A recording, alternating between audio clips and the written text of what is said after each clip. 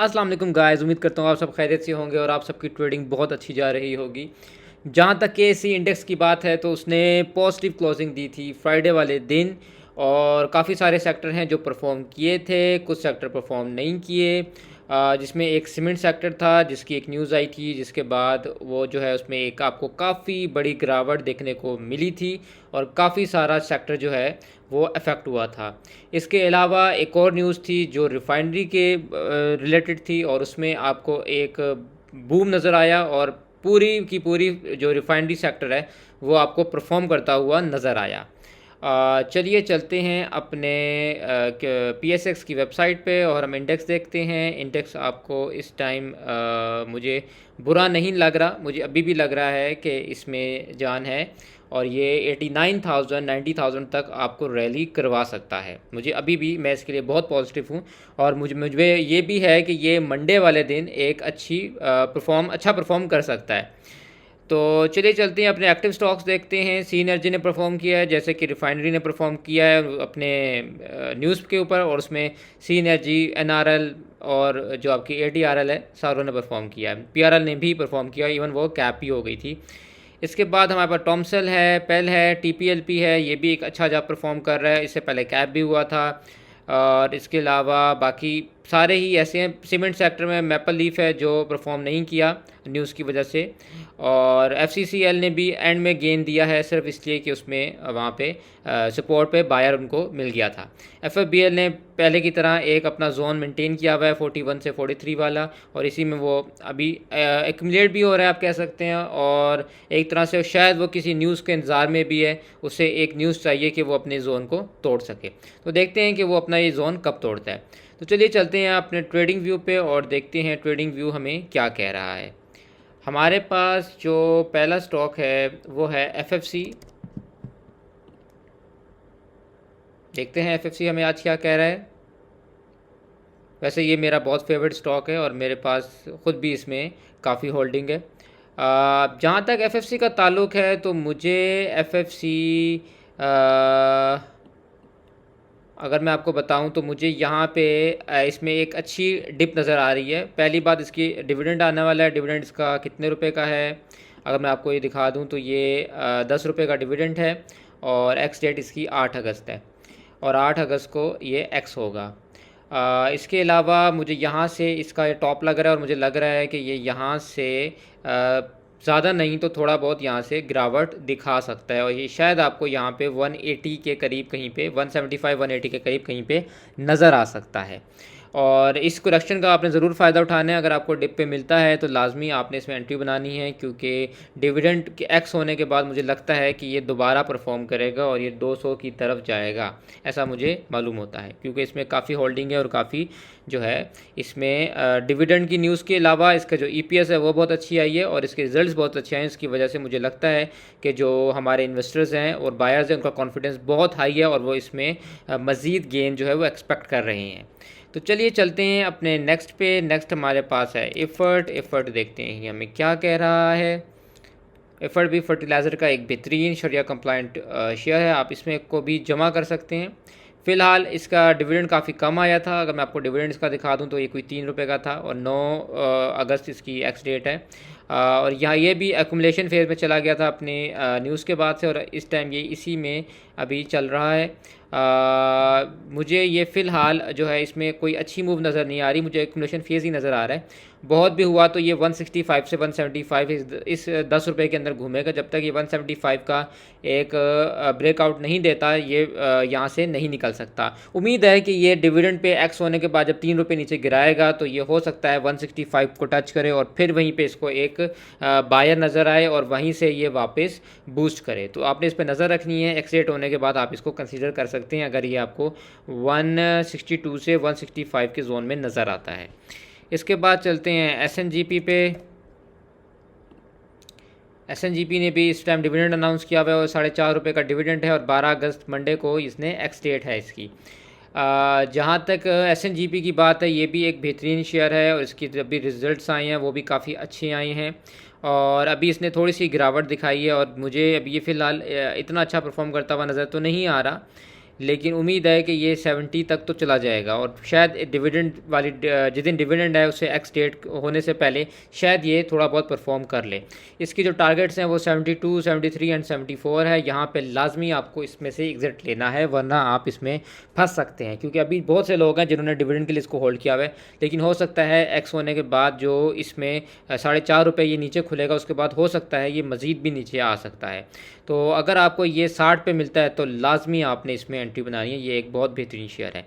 लेकिन अगर यहाँ से ये परफॉर्म करता है तो मैंने ये आपको 3 टारगेट बता दिए, 72, 73, 74, यहाँ पे आपने लाजमी इसमें से निकल जाना है। इसके बाद चलते हैं, हमारे पास इंडस है, इंडस को देखें।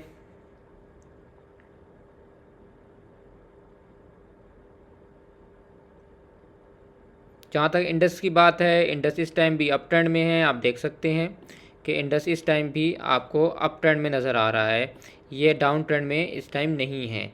और ये अब यहाँ से कहाँ जाएगा, मुझे इसका जो नेक्स्ट टारगेट है वो लग रहा है कि ये वापस जो है अपना जो इसका प्रीवियस टॉप था 1740 और 1744 का, ये वापस इसको टच करेगा।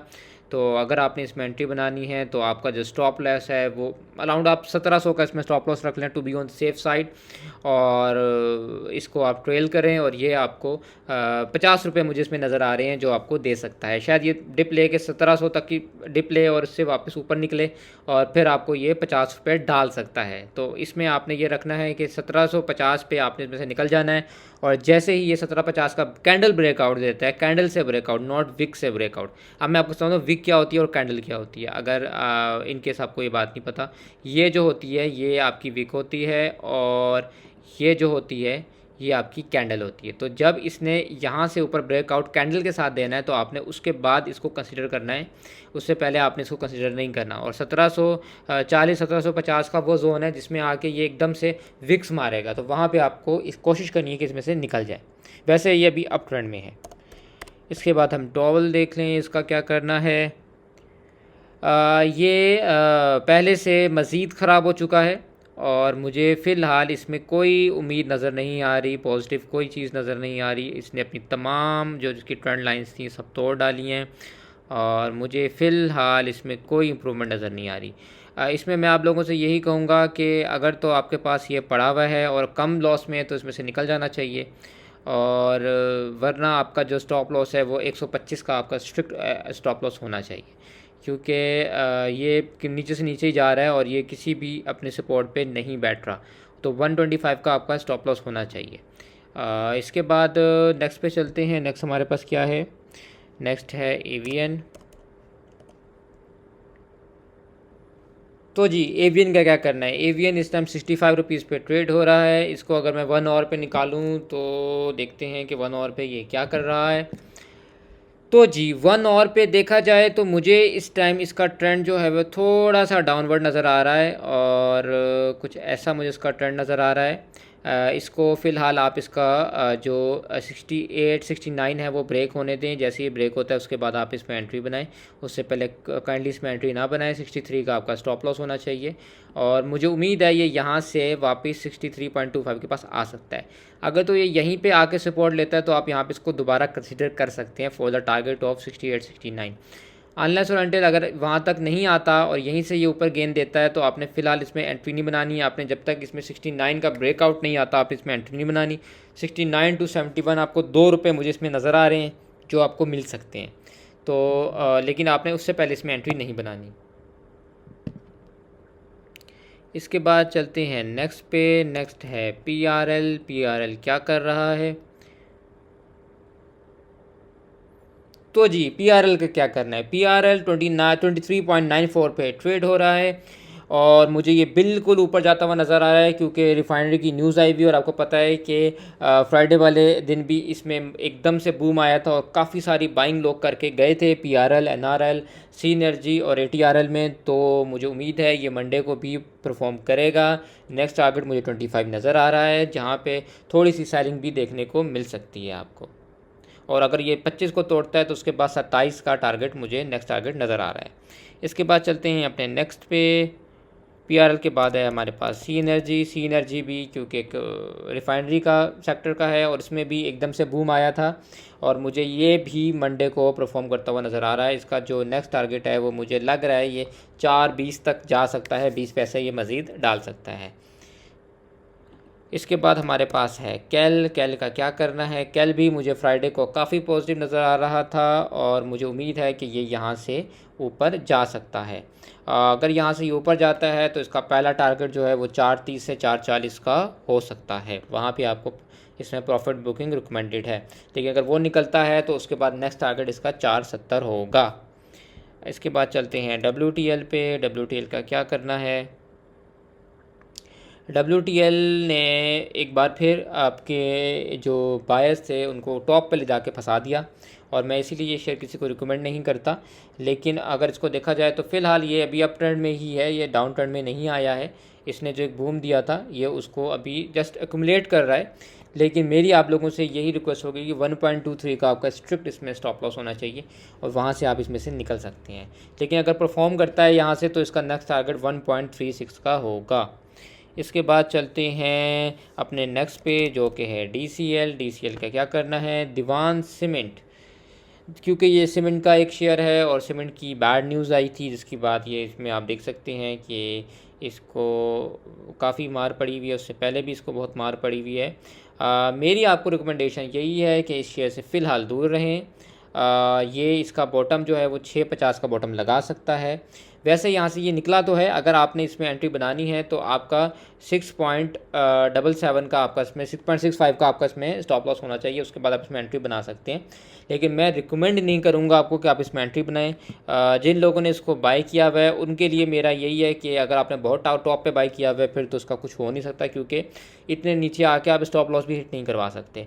लेकिन जिन लोगों ने अभी लेटेस्ट बाइंग बनाई है या फ्राइडे को बाइंग बना के गए उनको मेरी रिकमेंडेशन ये है कि 6.75 का स्ट्रिक्ट स्टॉप लॉस आपने रखना है और वहाँ पे इसमें से निकल जाना है, क्योंकि अभी बहुत डिप्रेस है।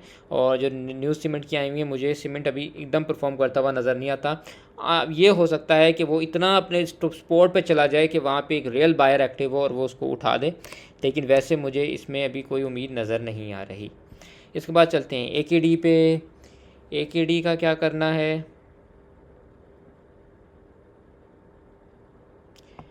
तो जी AKD का क्या करना है। AKD मुझे बिल्कुल डाउन ट्रेंड में नज़र आ रहा है, लेकिन मुझे इसमें एक पोटेंशियल नज़र आ रहा है कि ये यहाँ से अप ट्रेंड में जा सकता है। 13.30 का आपका स्टॉप लॉस इसमें होना चाहिए, जिसके बाद आप इसको ले सकते हैं और आपका जो टारगेट होगा वो 15 का एंड 15 के बाद 16.5 का आपकी दो टारगेट्स इसमें बन सकते हैं। लेकिन आपका स्ट्रिक्ट स्टॉप लॉस इसमें जो है वो आपने 13.30 13.35 तक आपको रख लेना चाहिए। वो एक आपके लिए बहुत बहुत कंफर्टेबल स्टॉप लॉस होगा। क्या उस पर अगर आप निकलते भी हैं तो आपको ऐसा इतनी मार नहीं पड़ेगी, लेकिन उस पर आपको लाजमी निकलना है, क्योंकि अगर यहाँ से ये टूटा तो ये काफ़ी नीचे जा सकता है। लेकिन यही है कि मुझे उम्मीद लग रही है कि यहाँ से ये परफॉर्म कर सकता है। तो अगर आपने लेना है तो इस हिसाब से स्टॉप लॉस आपने लाजमी लगाना है। इसके बाद चलते हैं नेक्स्ट पे। नेक्स्ट हमारे पास है वेव्स ऐप। जहाँ तक वेव्स ऐप की बात है तो वेव्स ऐप का क्या करना है। वेव्स ऐप डाउन ट्रेंड में है, बिल्कुल डाउन ट्रेंड में है और मुझे इससे उम्मीद फ़िलहाल नहीं नज़र आ रही। अगर आपने फ्रेश एंट्री बनाई है तो 7.70 का स्टॉप लॉस रखना है आपने, और अगर पुरानी एंट्री बनाई है तो फिर तो वही बात है कि उसका कुछ नहीं किया जा सकता अगर आपने इसको 18 पे ले लिया है। लेकिन अगर फ्रेश एंट्री है तो आपका यहाँ पे स्ट्रिक्ट स्टॉप लॉस होना चाहिए 7.70 पे, जहाँ पे आपने इसमें से निकल जाना है, क्योंकि ये अभी डाउन ट्रेंड में है और ये पैसे फंसा सकता है आपके। इसके बाद चलते हैं बैंक ऑफ पंजाब पे। बैंक ऑफ पंजाब का क्या करना है। वैसे रिजल्ट्स तो आने वाले हैं बैंक्स के और उम्मीद है बैंक्स ने अच्छा परफॉर्म किया होगा। देखते हैं बैंक ऑफ पंजाब को। 5.11 पे इस टाइम चल रहा है। एक इसने अभी अच्छा गेन दिया था और उसके बाद वापस ये डाउन ट्रेंड में आ गया है और फ़िलहाल डाउन ट्रेंड में है। और अगर अभी देखा जाए तो मुझे लग तो रहा है कि ये परफॉर्म कर सकता है। आप 5 का इसमें स्टॉप लॉस रख के इसको ले सकते हैं फॉर द टारगेट ऑफ। पहले ये 5.23 पे थोड़ा सा फंसेगा, फिर ये 5.40 पे फंसेगा एंड देन 5.70 पे। तो आपकी ये 3 इसमें रेजिस्टेंस होनी चाहिए। इसके अलावा स्टॉप लॉस आपने अपना 5 का स्टॉप लॉस आप रख लें, इट्स फाइन। और इसको आप इस तरह से होल्ड कर सकते हैं। लेकिन 5 पे आपने लाजमी इसमें से निकल जाना है, क्योंकि 10 पैसे का आपका ऑलमोस्ट स्टॉप लॉस बनेगा, क्योंकि सुबह जाहिर सी बात है थोड़ा सा ऊपर खुलेगा, 5.14 5.15 तक खुल सकता है, और फिर वापस अगर नीचे आता है तो आपको 10 पैसे का स्टॉप लॉस है जो आप इजीली हिट करा सकते हैं। इसके बाद चलते हैं FABL में। FABL का क्या करना है। FABL एक बेहतरीन शेयर, बेहतरीन बैंक, बेहतरीन इसके फंडामेंटल्स और डिविडेंड वाला शेयर है। इसका क्या करना है, अगर मैं आपको इसका बताऊं तो FABL फिर डाउन ट्रेंड में चला गया है, और ये इन्वेस्टर्स को थोड़ा सा बेवकूफ़ बनाने नीचे आया था, ऊपर गया था, और लेकिन ये फिर डाउन ट्रेंड में चला गया है। और अब अगर ये नीचे आता है तो इसका वही टारगेट है 46 के, 46 पे आप इसको ले सकते हैं। और ये भी अपनी न्यूज़ के इंतज़ार में है, एक BOD और डिविडेंड अनाउंसमेंट्स की, रिजल्ट्स अनाउंसमेंट्स के इंतज़ार में है, फिर ये भाग सकता है। तो आपको अगर ये 46 47 पे मिलता है तो ये बेहतरीन शेयर है, आप इसको जमा कर सकते हैं डिविडेंड के लिए भी और लॉन्ग टर्म इन्वेस्टमेंट के लिए भी एक बेहतरीन शेयर है। इसके बाद चलते हैं ASC में। अच्छा, मैं आपको इसका टारगेट भी एक सेकंड बता दूं, अगर ये यहाँ से निकलता है तो आपको ये 53 एंड देन 56 पे नज़र आ सकता है। इसके बाद चलते हैं ASC में। अलशहीर का क्या करना है। अलशहीर जी, तो अलशहीर डाउन ट्रेंड में है, मैं आपको रिकमेंड नहीं करूँगा, गंदा स्टॉक है अपना, इसने ये ट्रायंगल तोड़ दिया है, और मुझे अभी इसमें कोई उम्मीद नज़र नहीं आ रही कि ये क्या करेगा और कहाँ रुकेगा।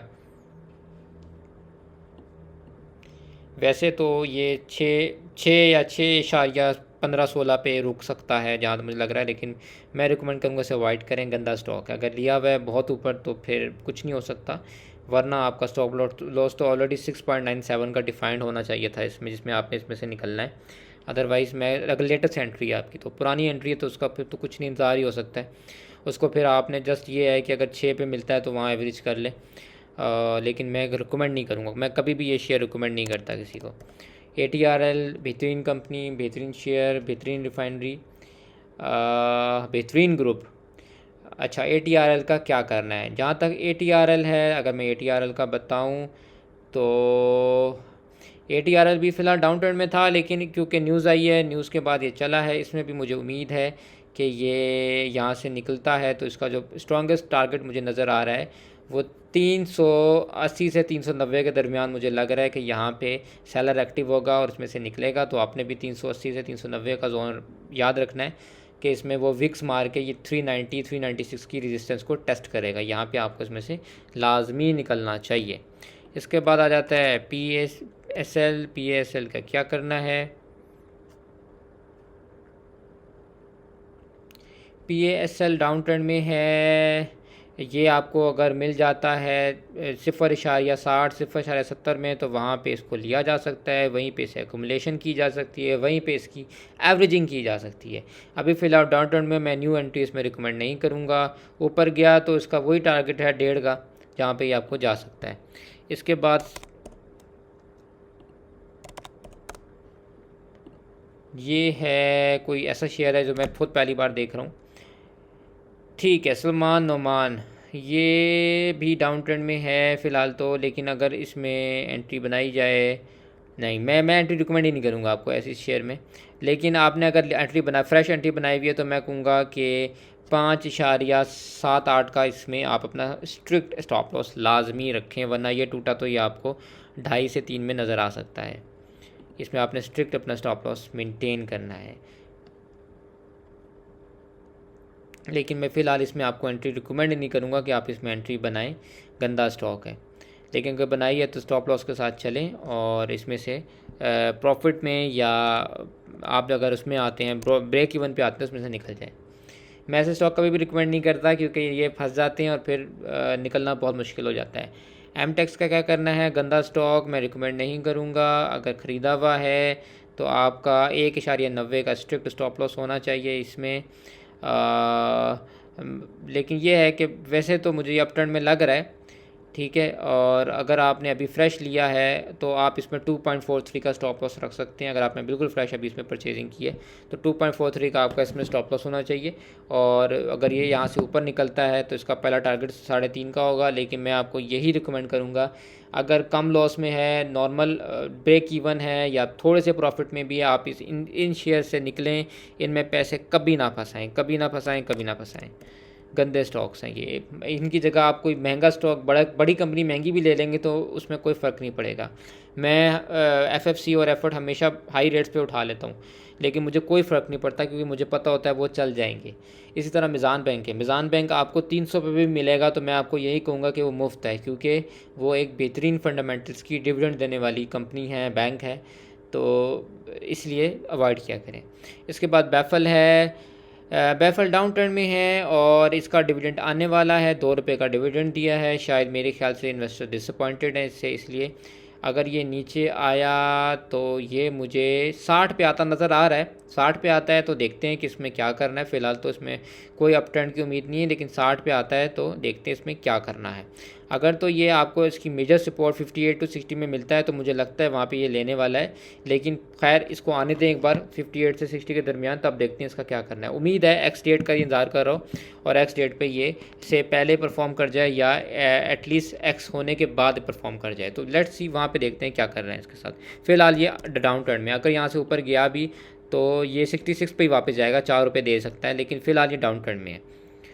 इसके बाद एच कार है। एच कार का क्या करना है।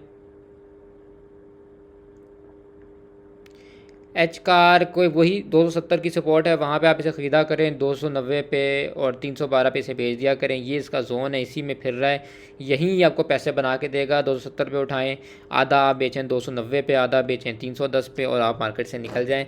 जब तक ये इस जोन को ब्रेक नहीं करता इसमें मैं मज़ीद कुछ नहीं कह सकता। इसके बाद PPL है। PPL में क्या करना है। PPL बेहतरीन कंपनी, बेहतरीन शेयर। इसमें मेरी अपनी भी कॉल थी और ये मुझे उम्मीद है कि यहाँ से ये परफॉर्म करता हुआ मुझे नज़र आ रहा है। यहाँ से ये परफॉर्म करता है तो 113.94, 115 और फिर 119, ये इसके 3 जोन्स हैं। ये रेजिस्टेंसेस हैं, यहाँ पे ये जाएगा। और 111 की इसकी स्ट्रॉन्गेस्ट सपोर्ट थी। स्टॉप लॉस आपका 109.74 का होना चाहिए। वैसे ही मुझे उम्मीद है ये परफॉर्म करता हुआ नज़र आ रहा है कि 113 115 तक ईज़िली जा सकता है। इसके बाद और ये एक ऐसा शेयर, इसको आप 119 तक भी ऐसा शेयर है कि आप इसको इजीली होल्ड कर सकते हैं स्टॉप लॉसेस के साथ, क्योंकि ये ऐसा शेयर नहीं है जो आपको धोखा दे, क्योंकि ये इसी जोन में अपने फिरता रहता है 110 से 120-25 में। तो ये आप कहीं कहीं भी इसमें फंस जाएँ तो आपको ये टेंशन नहीं होती कि गिरेगा, ये वहाँ पे कुछ टाइम में पहुँच जाता है।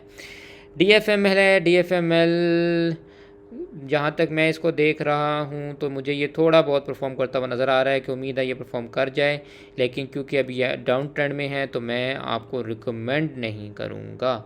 अगर एंट्री बनाई हुई है तो होल्ड रखें और 39.34 का इसमें स्ट्रिक्ट स्टॉप लॉस अपना रखें। अगर यहाँ से ऊपर गया तो मुझे ये 44 तक नज़र आ रहा है। इसके बाद है नेशनल बैंक। नेशनल बैंक का क्या करना है। नेशनल बैंक का क्या करना है। नेशनल बैंक डाउन ट्रेंड में है पहले की तरह, और मुझे वही है कि इसमें कि अभी कोई मुझे समझ नहीं आ रहा, अभी ये समझ नहीं आ रहा।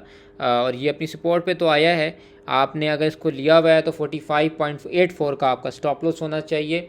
यहाँ से ऊपर जाता है तो आपको ये वापस जो है 50 दिखा सकता है और 50 के बाद ये आपको 52 53 दिखा सकता है, लेकिन फ़िलहाल डाउन ट्रेंड में है। अगर आपने फ्रेश एंट्री बनाई है तो 45.70 45.80 तक आप इजीली अपना इसमें रख सकते हैं। ऐसा लग रहा आपने मज़ीद करीब रखना है, आप नहीं चाहते इतना नीचे रखना, तो मैं आपको कहूँगा कि लीस्ट ये है कि आप 45.90 का स्टॉप लॉस एटलीस्ट रख लें।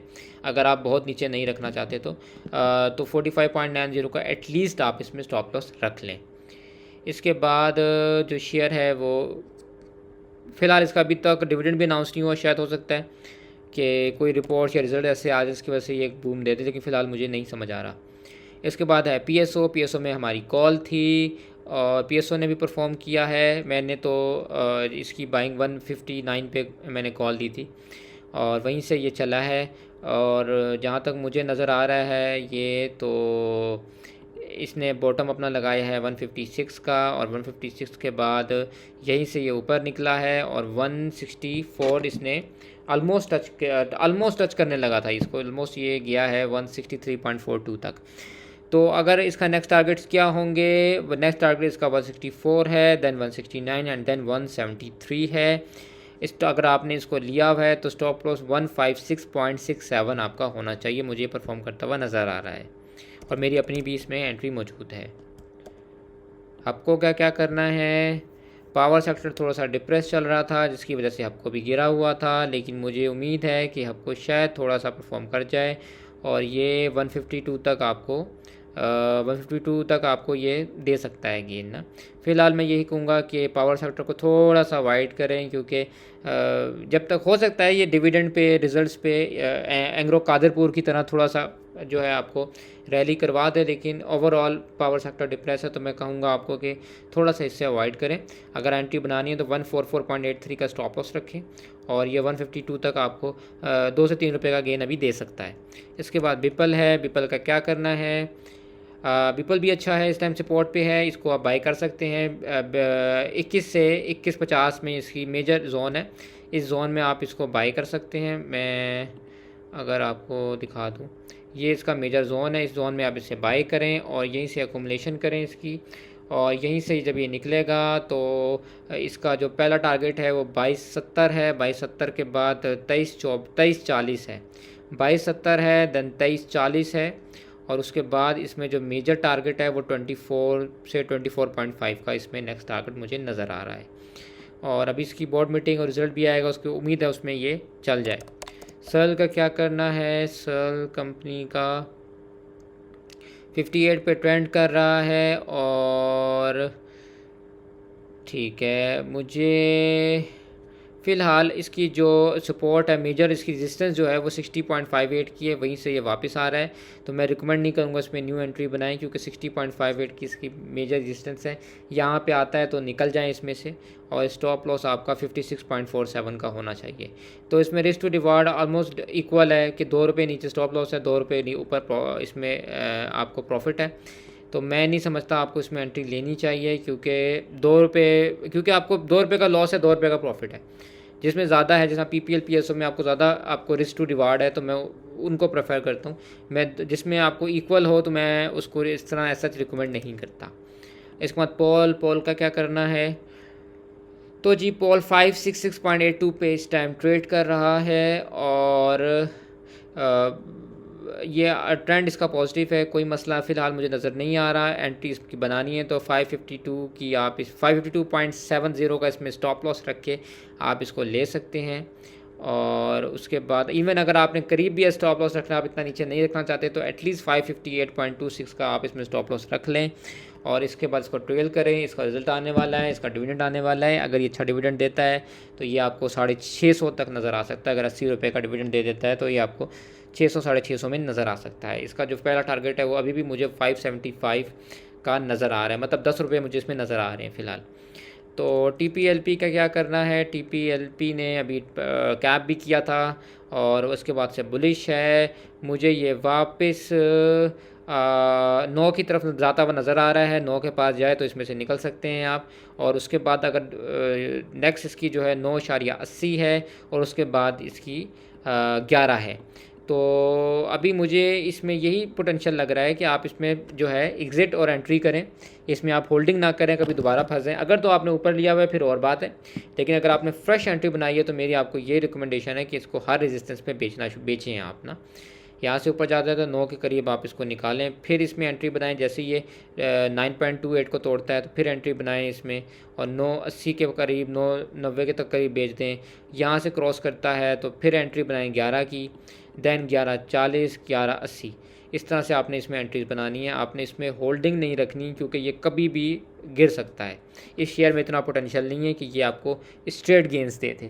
तो ये उम्मीद है कि आपको जो है ये ऊपर आपको नज़र आएगा कुछ टाइम में, लेकिन मुझे यही लगता है कि ये एकदम से ऊपर नहीं जाएगा, ये थोड़ा थोड़ा जो है डिप्स के साथ ऊपर जाएगा। तो इसको आपने यही करना है कि जहाँ पे आप प्रॉफिट में आते हैं इसमें प्रॉफिट बुकिंग लाजमी करें, और स्टॉप लॉस आपका स्ट्रिक्ट इस टाइम 7.61 का होना चाहिए TPLP में। इसके बाद चलते हैं ASL में। ASL का क्या करना है?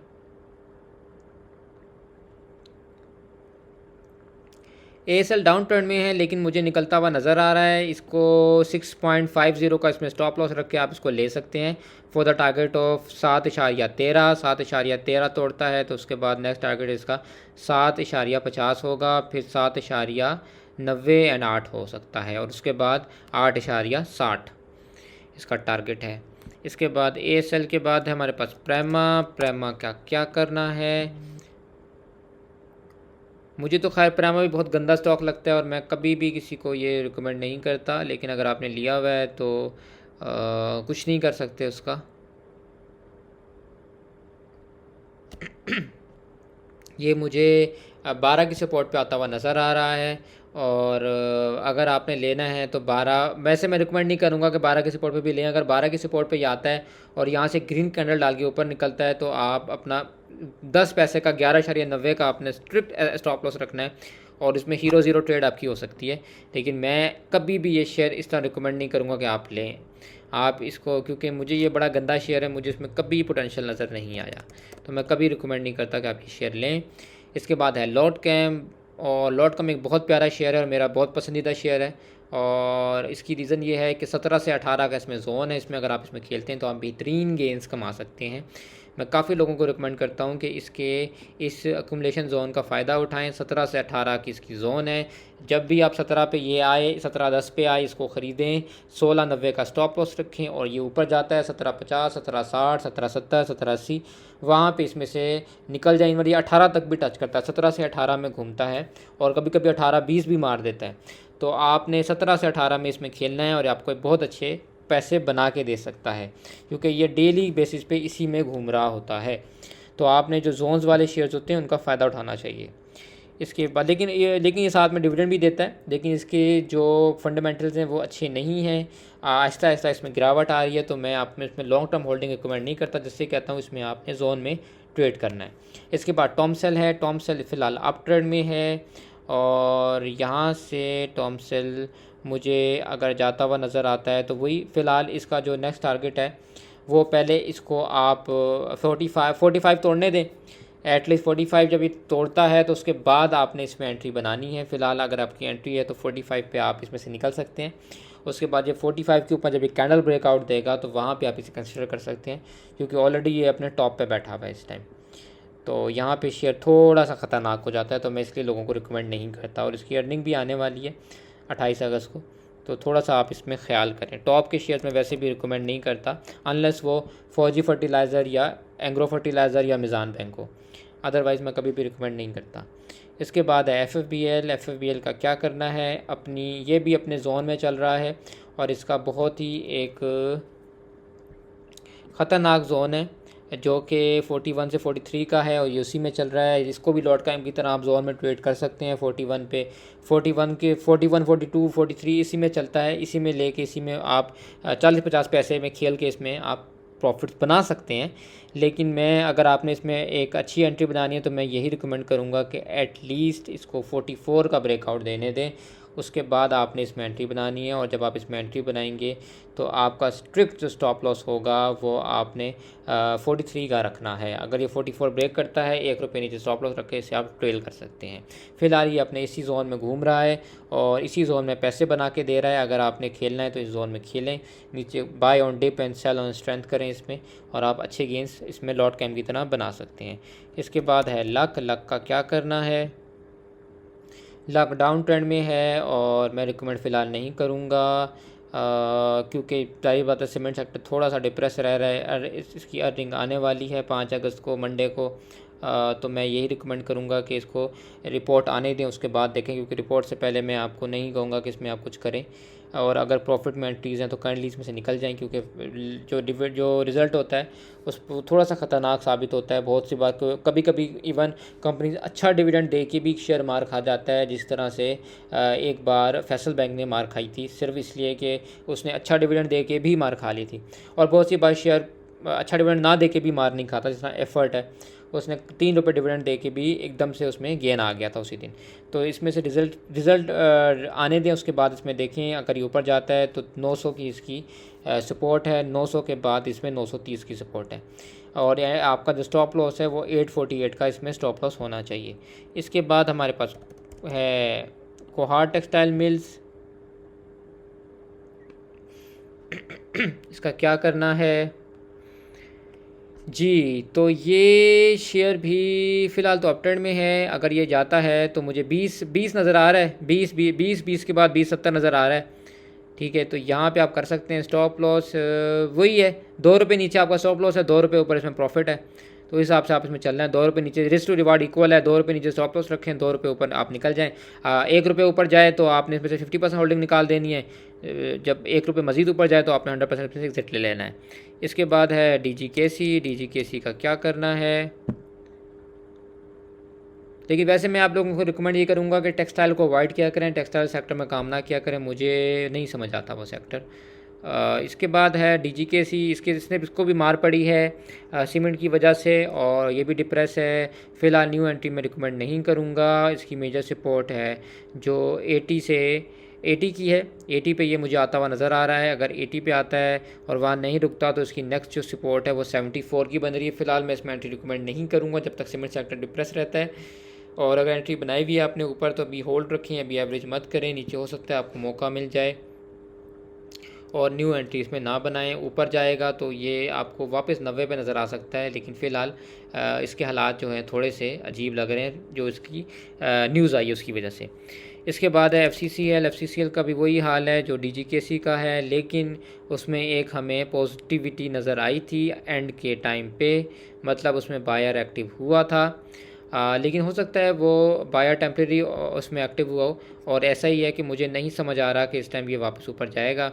अगर इसमें फ्रेश एंट्री बनाई है तो 20-17 का आपका स्ट्रिक्ट स्टॉप लॉस में होना चाहिए। ऊपर ये जाता भी है तो 22 तक जाएगा, 1 रुपये का गेन देगा और आपने 1 रुपये पे निकल जाना है। लेकिन यहाँ से नीचे आता है तो 19.50 की एक इसमें सपोर्ट है। उसके बाद जो नेक्स्ट सपोर्ट है वो आपको जाके मिलेगी 18 साढ़े 18 पे। थर्ड जो मिलेगी वो आपको मिलेगी 16 से 16.90 के दरमियान। तो इसमें मेजर ये सपोर्ट्स हैं, तो फ़िलहाल इसको अवॉइड करें आप।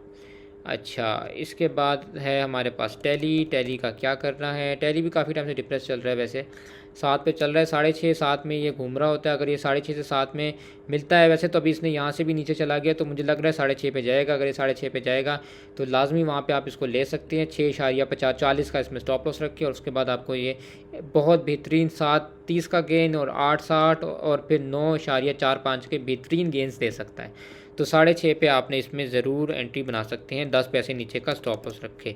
पावर का क्या करना है, ये भी सीमेंट है, और इसका देखते हैं क्या करना है। पावर का वही हाल है जो हाल है बाकियों का।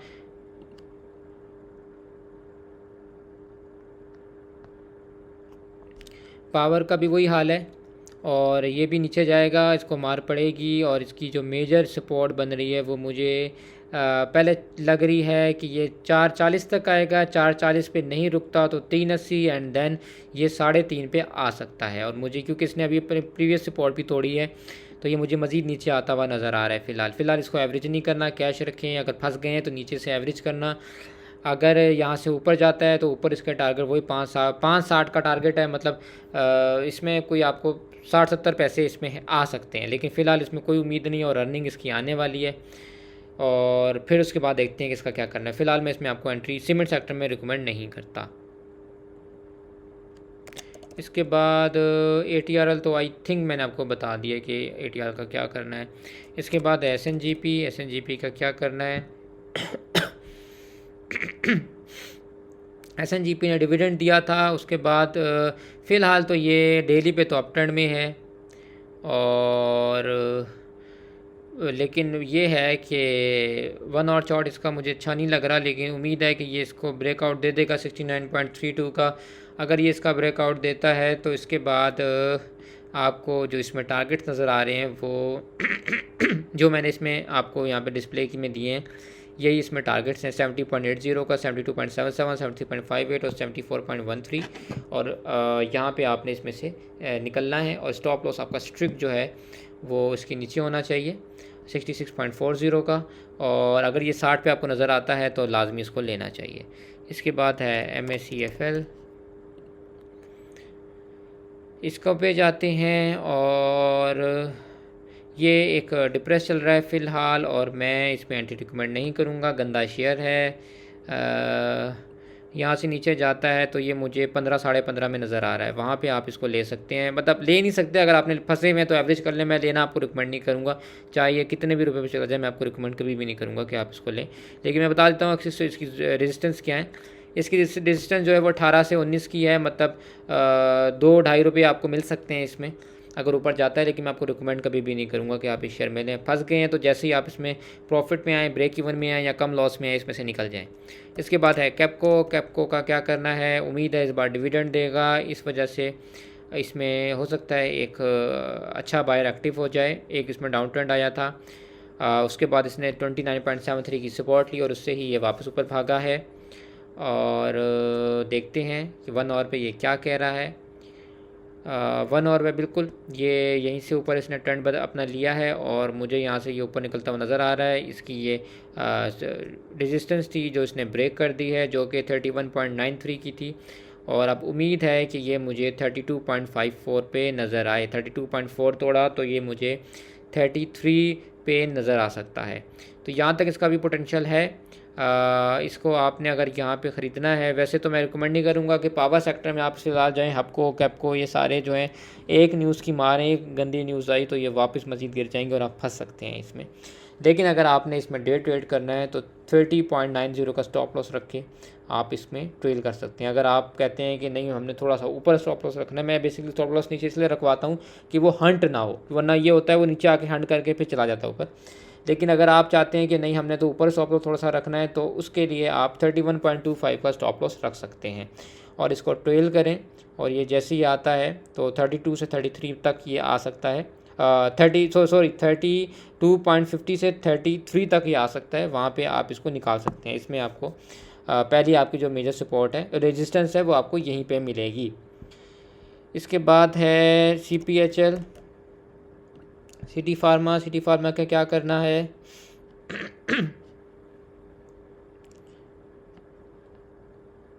सिटी फार्मा सेक्टर गंदा सेक्टर मुझे बिल्कुल कभी पसंद नहीं आया। लेकिन अगर आपने इसमें बाइंग बनानी है तो 29.53 का स्टॉप लॉस रख लेना।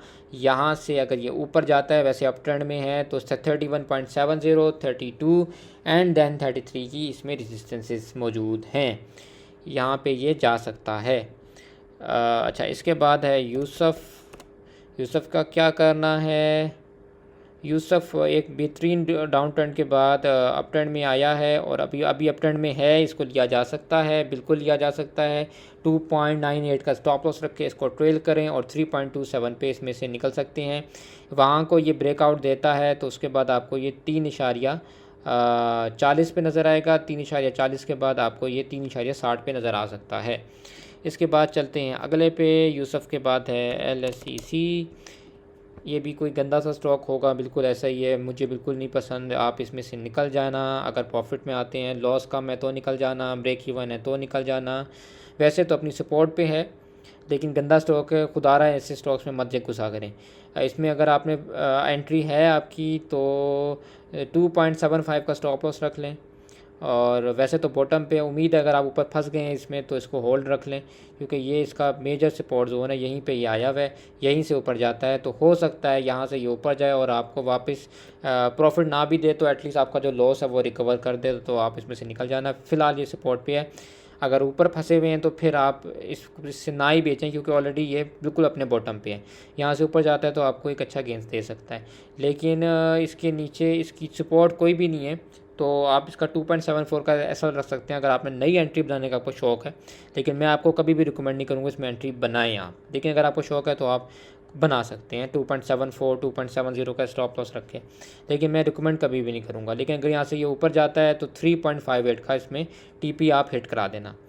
अच्छा, इसके बाद है PTL panther tyre. Panther tyre मुझे उम्मीद है इस बार डिविडेंड देगा और अच्छा डिविडेंड दे सकता है। तो अगर ये डिविडेंड देता है तो ये आपको 41.89 और 43.26 से लेके 44 तक आपको ये गेन दे सकता है। तो इसमें इस टाइम भी जो है ना 2 ढाई 3 रुपया मुझे नज़र आ रहा है, अच्छा शेयर है, लेकिन फ़िलहाल डिप्रेस है। तो ये इसकी जो है 40 की इसकी सपोर्ट है। अगर यहीं पे ये आता है तो आप इसको ले सकते हैं 40 से थोड़ा सा नीचे अपना स्टॉप लॉस रख के। और ये मुझे लग रहा है कि ये इस बार डिविडेंड देगा। इसके बाद है जी एफएफसी तो आई थिंक हो चुका है, लेकिन चलें हम दोबारा देख लेते हैं कि शायद नहीं, एफसीसी हो चुका है, ठीक है। एफसीसी के बाद है हमारे पास इंडस भी हो चुका है मेरे ख्याल में, यस इंडस भी हो चुका है। KOSM है शायद। KOSM का क्या करना है अब? KOSM का क्या करना है, ये अप ट्रेंड में है और यहाँ से अच्छी मूव मुतवक्के है, यहाँ से भी अच्छी मूव है फ़िलहाल। एक सेकेंड, यहाँ इसने अपनी सपोर्ट रेजिस्टेंस जो थी वो तोड़ी थी। अगर यहाँ से ऊपर निकलता है तो मुझे ये 20 पैसे मज़ीद डालता हुआ तो नज़र आ रहा है कि 20 पैसे मज़ीद डालेगा, उसके बाद ये 4.90 पे जा सकता है। तो 4.60 से 4.90 का इसका ये जोन है, यहाँ पे आप इसमें आपको इसमें सेलिंग नज़र आ सकती है। 4.60 से 4.90 के दरमियान मुझे इसमें सेलिंग नज़र आ सकती है। तो 4.60 पे थोड़ा सा बेच दें, फिर 4.90 पे थोड़ा सा बेच दें, इस तरह से आप इसमें से निकल सकते हैं। इसके बाद हमारे पास है ट्वीट भी एक गंदा स्टॉक है, मैं रिकमेंड नहीं करता इसमें से निकल जाया करें, मतलब बिल्कुल अच्छा स्टॉक तो नहीं है ये बिल्कुल। मुझे कभी भी समझ नहीं आई, हमेशा इधर ही फिरता रहता है। स्कैल्पिंग कर सकते हैं आप इसमें 30 40 पैसे की, इसके अलावा इसमें कुछ भी नहीं रखा हुआ। यहाँ से नीचे गया तो ये मुझे जो लग रहा है वो मुझे ये 13 साढ़े 13 पे आता हुआ नज़र आ रहा है। तो मैं भी आपको रिकमेंड नहीं करूँगा इसमें एंट्री बनाएं। लेकिन अगर आपने ऊपर बनाई हुई है तो इसको होल्ड कर सकते हैं, लेकिन क्योंकि ये इससे नीचे मुझे नहीं लगता जाएगा, बहुत भी गया तो 13 साढ़े 13 तक जाएगा। अगर फ्रेश एंट्री है आपकी तो 14.64 का इसमें स्टॉप लॉस रखें। टीपी आपकी 15.89 देन 16.95 एंड देन 18.36 की है। वहाँ तक तो खैर गया नहीं बहुत अच्छे से, लेकिन ये है कि 15.89 जा सकता है। इसके बाद है हीरा टेक्सटाइल मिल्स। टेक्सटाइल अवॉइड क्या करें, नहीं चलती, डिप्रेस रहती हैं। टेक्सटाइल, फार्मास्यूटिकल, शुगर, ये मुझे बिल्कुल कभी समझ नहीं आई, तो इनको अवॉइड किया करें आप लोग। ये बिल्कुल जो है समझ से बाहर के सेक्टर्स हैं। इसका क्या करना है, फ़िलहाल अपटर्न में लग रहा है। अगर इसमें एंट्री बनानी है आपने तो 2.23 का स्टॉप लॉस रख लें इसमें अपना, और फिर इसको आप साथ में ट्रेल करें। अगर यहाँ से ऊपर जाता है तो मुझे ये 3 जाता हुआ नज़र आ रहा है, 3 पे इसमें से निकल सकते हैं। इसके बाद लेकिन मेरी आपको रिकमेंडेशन ये है कि इसमें एंट्री ना बनाएं। अगर फ्रेश एंट्री है तो बिल्कुल ना बनाएं, क्योंकि बेकार है टेक्सटाइल जो है ना, मुझे कभी समझ नहीं आता। कोहे का क्या करना है, कोहे भी मुझे कभी समझ नहीं आया, ये विक्स मारता रहता है, कोई इसके पैटर्न नहीं है, कुछ इसकी कैंडल्स नहीं है, कुछ समझ नहीं आता ये क्या करना चाहता है और ये क्या कर रहा है। लेकिन अगर इसमें आपकी एंट्री, अभी तो मैं रिकमेंड नहीं करूँगा, डाउन ट्रेंड है और एकुमुलेशन में है। जस्ट इसमें ये है कि 15 20 30 पैसे डाल रहा होता है, इसमें आप खेल सकते हैं, एकुमुलेशन में ही रहता है ये। अगर यहाँ से नीचे जाता है तो ये मुझे 39 से 39.5 पे जाता हुआ नज़र आ रहा है। यहीं पे ये मुझे जाता हुआ नज़र आ रहा है, 39 से 39.5 में आपको ये मिल सकता है, क्योंकि डाउन ट्रेंड में जा रहा है इस वक्त। अगर मैं आपको दिखा भी दूँ, ये देखें आप, ये डाउन ट्रेंड में जा रहा है, तो मैं अभी फ़िलहाल आपको रिकमेंड नहीं करूँगा। ऊपर जाता भी है तो ये 41 तक जा सकता है, 41 तक जा सकता है। तो ये 39 से 41 है, इसमें आप इसमें खेल सकते हैं। आप इसको ऐसे लगाएं, ऐसे,